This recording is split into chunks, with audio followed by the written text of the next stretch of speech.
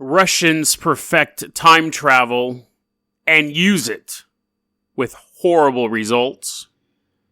And then we take a look at an interesting theory being proposed by one of the internet's most popular characters. Are we on the verge of a dimensional merge between the real and the fictional? According to Chris Chan, we are, today on Dead Rabbit Radio.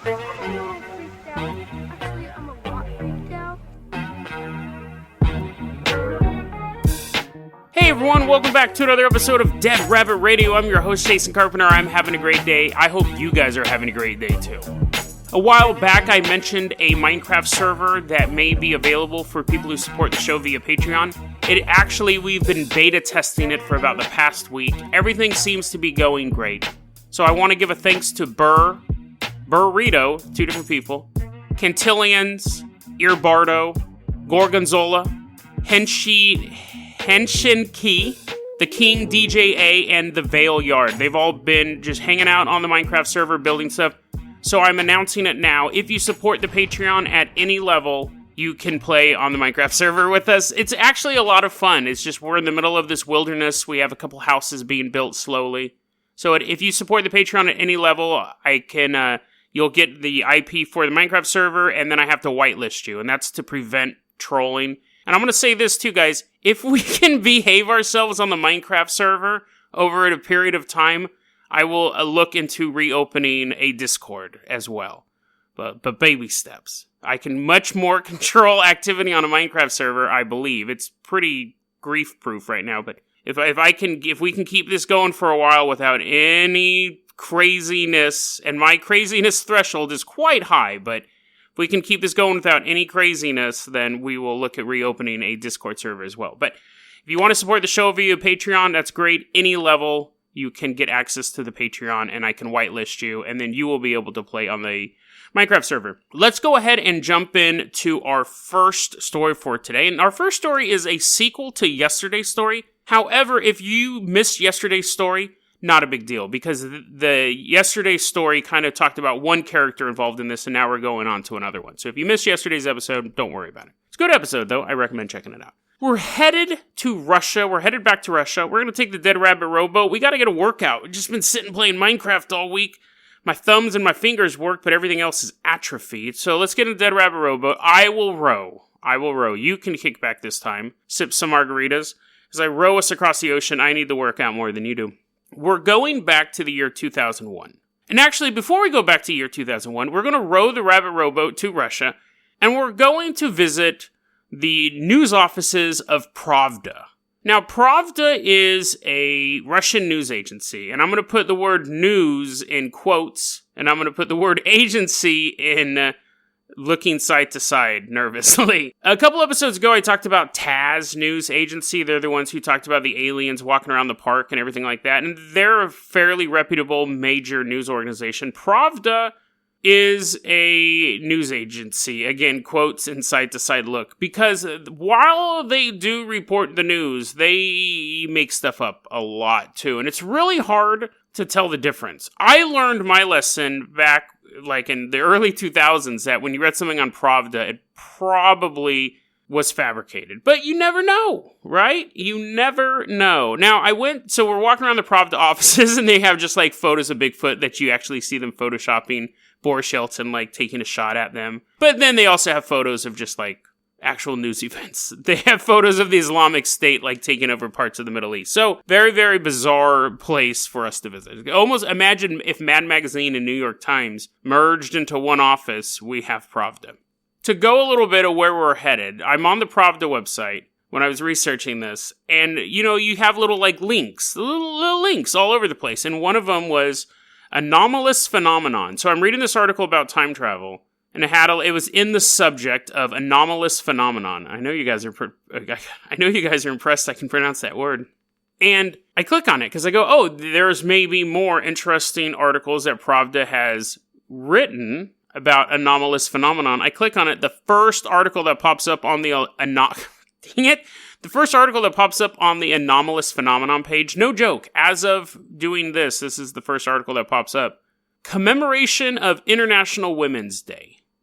So either they think International Women's Day is anomalous phenomenon. It ranks up there with time travel and UFOs, or they don't know the definition of the word anomalous. But it's there, and if you guys don't believe me, you can follow the links, you can click on it, and it will pop up. And if it's still not the first story, it'll be somewhere there on the first page. But anyway, so that's kind of the people we're dealing with here. Sorry, Pravda. Actually, no, I'm not apologizing. You're the one who made the website. You're the one who has this reputation. The year is 2001, and we are going to meet a man named Vadim Cherboborov. Now, in yesterday's story, he met a time traveler, Eugene Gayduk, from the future, and then he said, Vadim, you're going to be instrumental in building this time machine. And he's like, I have no idea what you're talking about. And Gayduk's like, well, it's because it happens in the future, dude. Like, you haven't done it yet. And Vadim's like, oh, yeah, you're right. Makes sense. So now we're going to follow the supposed adventures of Vadim. He is a real person. He's done a lot of writing on, like, an anomalous phenomenon. He's kind of like a UFO dude in Russia. But he's also been linked to these time travel writings and these particular time travel experiments. The year's 2001. Vadim's hanging out with his scientist dudes. And he's like, hey, you know what, guys? Me, you, yeah, you over there, yeah, you, hey, put the coffee down. No, you can hold it, doesn't matter. But you too. We're going to build a time machine. And everyone's like, yay. And so they build a time machine. Now, it's really interesting that they go simply from the concept to actually creating it. But they had to not tell people they were building a time machine because they figured it would fall into the wrong hands, which makes sense. This is a quote from Pravda. This exact phrase is from Pravda. Apparently, they were working at a place called the Moscow Aircraft University. So it's basically like, I wouldn't mind going there. Planes, walking into classrooms. All the classes are held in giant hangars. You have to fly in there. Never mind, that joke was stupid. Anyways, it's called Moscow Aircraft University. No jokes. This is the funny part.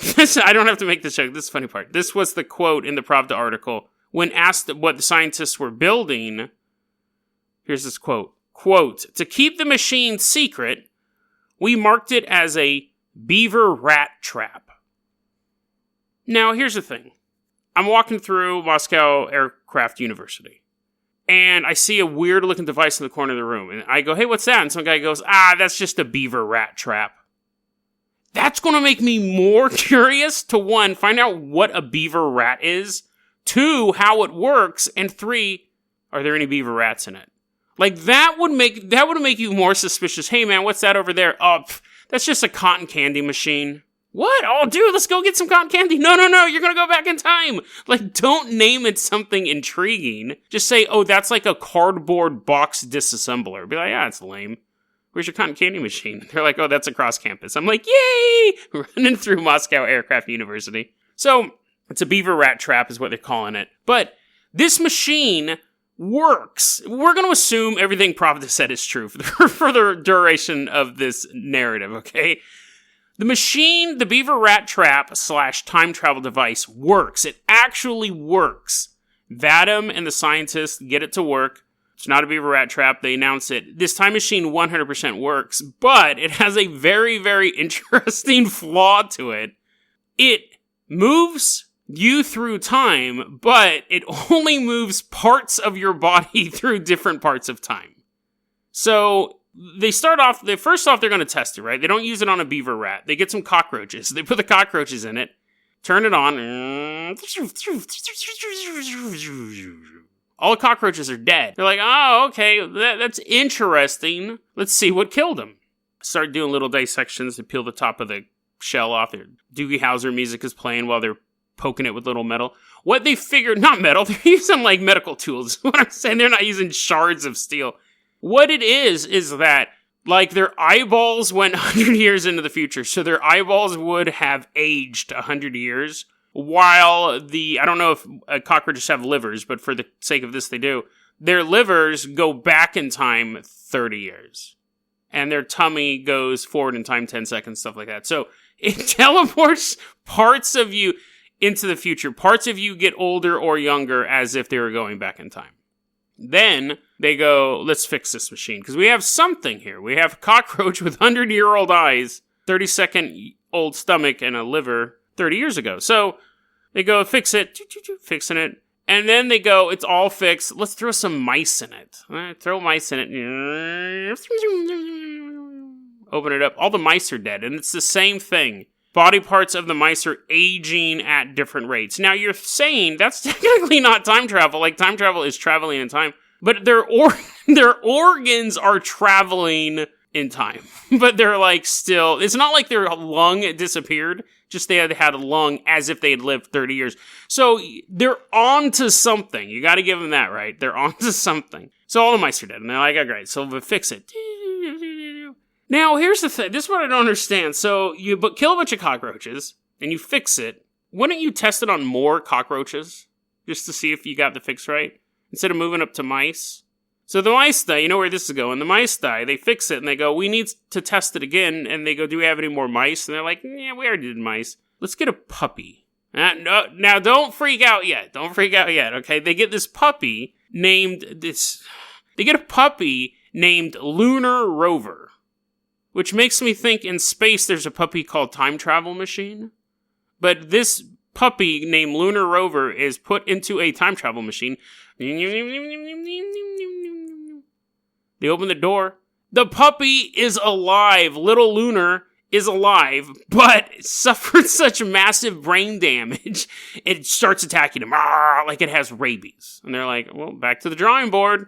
And they have a rabies-infected dog running around their laboratory. Or laboratory. Okay, so, anyways.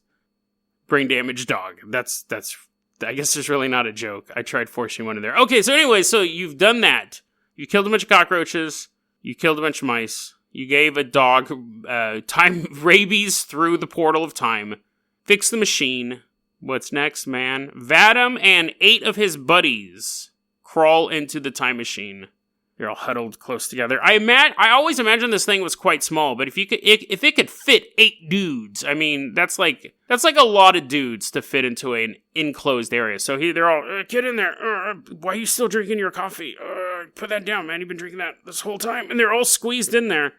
And then they realize, oh wait, someone has to stand outside and turn it on. I don't know how they figured that out. They probably had the lame scientist outside. He's like, I want to time travel too. They're like, yeah, you can do it next time, dork. Hit the button.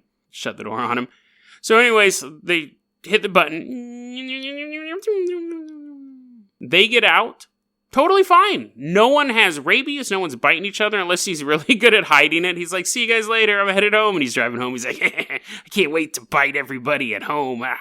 But everyone got out and was fine. And what they figured out was that there was a 3% time shift in the device. So I had to look this up. 3% of an hour is like 1.5 seconds or so. And then my math could be wrong on that, or Pravda's math could be wrong on that. But apparently, from the time they got into the machine to the time that 8 men got out of the machine, there was an additional 1.5 second had elapsed in the machine that didn't happen outside the machine. So they traveled 1.5 seconds into the future, and they're like, yay, success, yay. Cockroach is like, where's my parade? Where's the parade for my people who died? Shaking his little fist at them. But the humans don't acknowledge him. They're like, yay, we perfected time travel. There was also a weird, with Pravda, you're going to have translation errors as well. Even though it is on the English website, there's still some bizarre stuff on there. It said there was changes in the machine size. So I don't know if it got bigger, if it transmuted in some sort. But anyways, they didn't feel anything except for, quote, moderate arrhythmia. So that means their heart rate increased. And there's colored circles in their eyes. So it's not like they all came out with bags under their eyes. They're like, oh, what happened? I feel like I took a 1.5 second nap. It means that, they had, little cool-looking anime eyes for a while. They might still, I don't know. Assuming, again, this story has any truth to it. So, Vadim and his buddies did build a time machine like Gayduk had predicted. But that's actually when people started looking into what Vadim had done. It turns out that that's only the tip of the iceberg. There were time machines built in Russia long before Vadim, but they had the unfortunate problem of being invented underneath Joseph Stalin, one of the world's most brutal dictators. In 1952, Russia, Stalin was dead by now, but I think he was dead by now. It doesn't matter. Stalin's shadow loomed long over giant chunks of the Soviet Union. It was not a desirable place to be building time machines in, because here's the thing.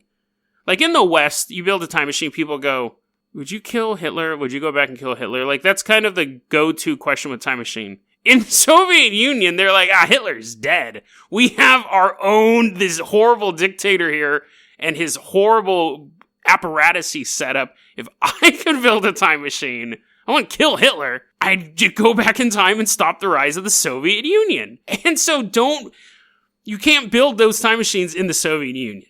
Like, you just couldn't do that, right? You couldn't build... Any dictator worth their salt would try to stop time travel because everything already works for them. They're the dictator. They're in charge. They don't really need to go back in time and make themselves more of a dictator. So, anyone in a communist-controlled country, there will be no time travel because people will immediately go, let's go back in time and make it so I don't have to work in the wheat fields. So, anyways, bad time to be a time travel scientist, 1952, Russia. And here's why. According to Pravda, there were some this all came out of secret documents that got found, apparently. It's probably just a sci-fi writer made them up. But again, according to Pravda, these secret documents were uncovered after the fall of the Soviet Union. There were these scientists working on a time machine, and they're like, oh, we got this. Like, this might actually work. There's dead cockroaches everywhere. We might be onto something. KGB comes into the laboratory, arrests everyone, executes 18 college professors. I believe that detail, Pravda. KGB executes 18 college professors and 59 other, like, students and professor colleagues and stuff like that. Substitutes who it was just their day. Someone else called in sick, sent to work camps, and all of the machinery was destroyed.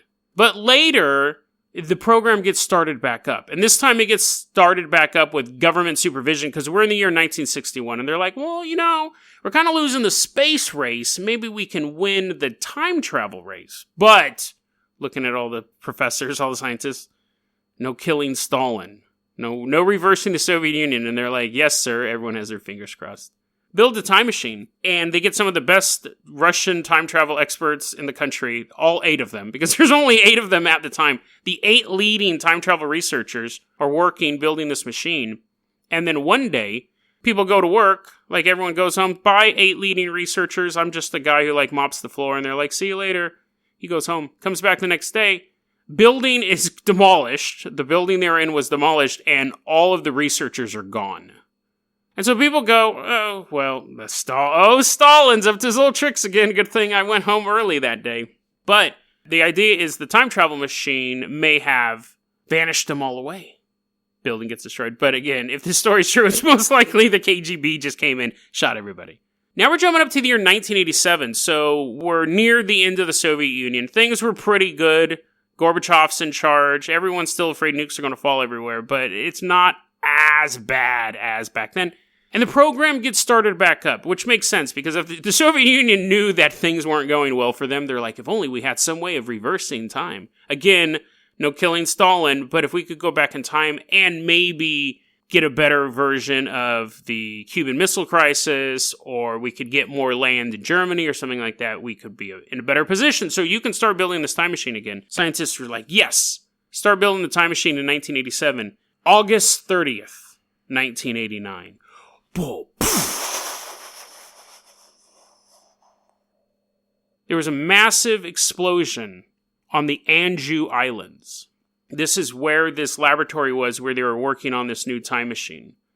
The time machine was like 760 tons. It was this massive device, completely gone, as well as 2 square kilometers of the island that it was situated on. Just a massive explosion, just ripped through the island. Don't try looking that up on Wikipedia. It didn't happen. But anyways, that would be a trip if that actually happened. But I would bet dollars to donuts it didn't happen. But anyways, and again, we're back in the fictional universe. The Russian scientists are like, what happened? All my stuff was there. I left my lunchbox there that day. Oh no, it's gone. And the working theory is that the time travel device opened up a portal in time. This is hilarious. This is the perfect way to end this story. I know this has been a long one, but the device is so funny. Okay, you finally get a working time machine built. KGB is not assassinating you anymore. It's not killing cockroaches. You build a time machine, and in this scientifically makes sense. A time machine, if it disappeared from our time and went into another time, there is a brief period where there is a doorway open between the 2 points in time, right?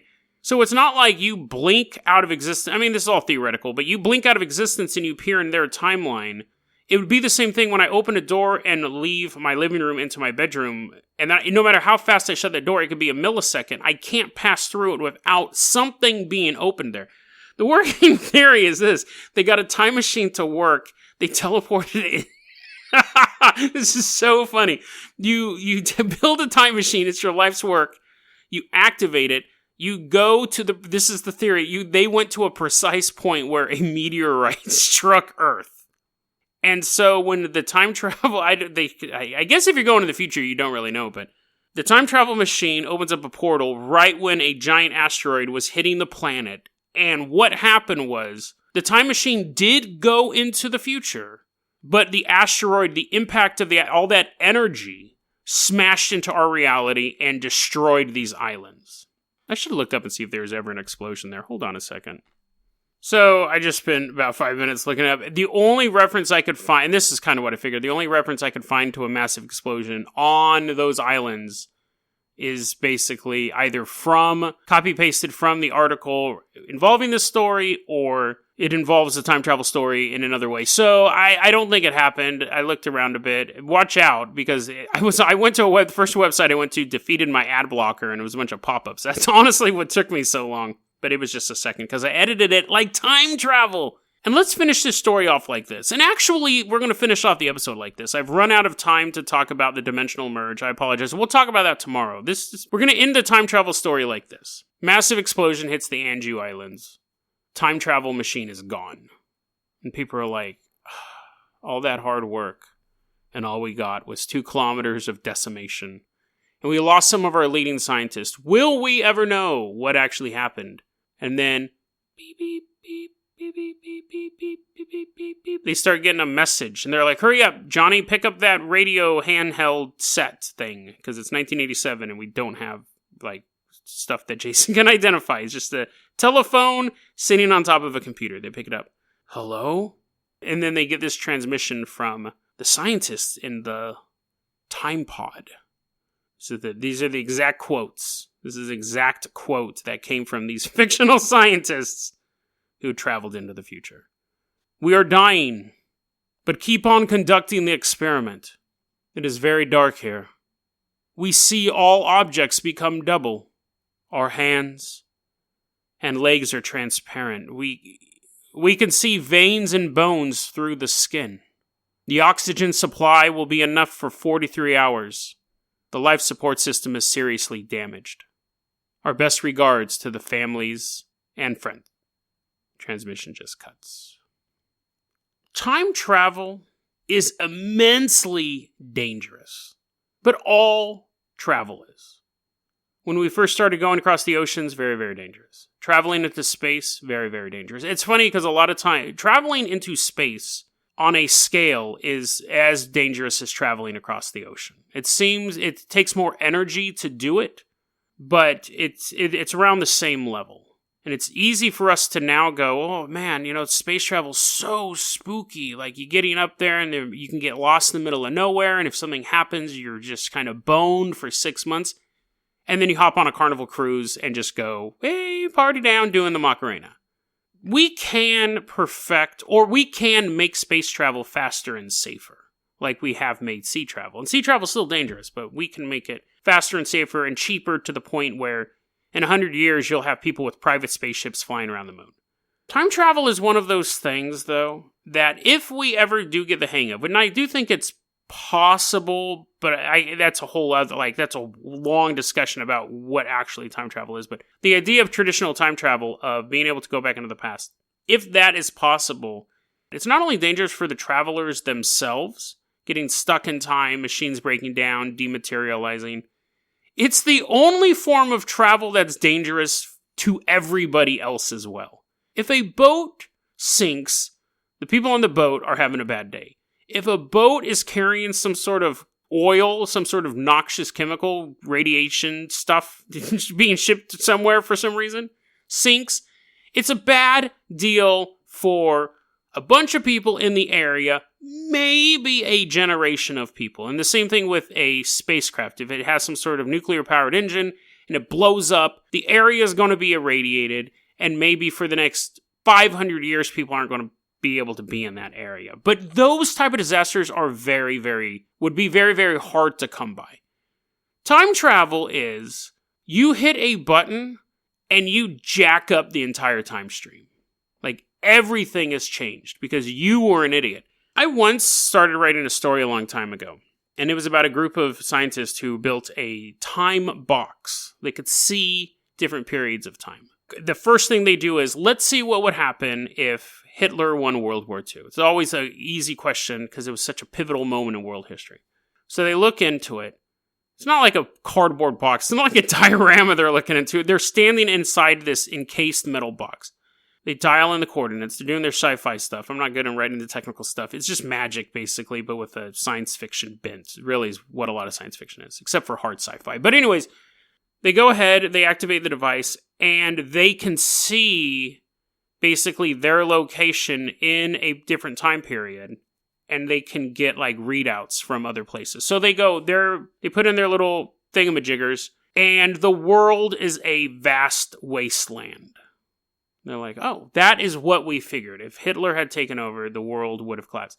Let's see now what would happen if Soviet Union had won the Cold War.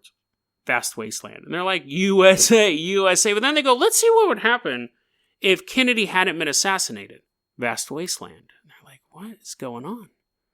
They go, let's see what would happen if the Mets won 10 Super Bowls. They don't even play the Super. That's my level of sports stuff. But anyways, they put it in. They're like, Jason, you're an idiot. And he's like, no, let's put it in. Mets win 10 Super Bowls.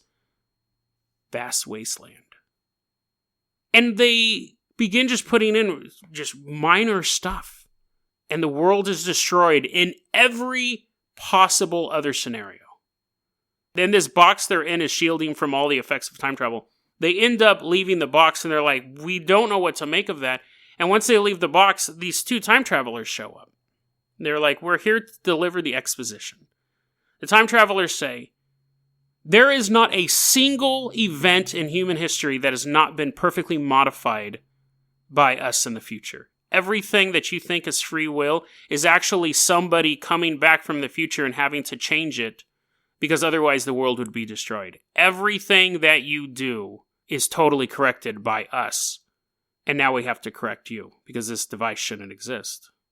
So they kill all the scientists, dismantle the box, make it so the scientists were never born, disappear into the future.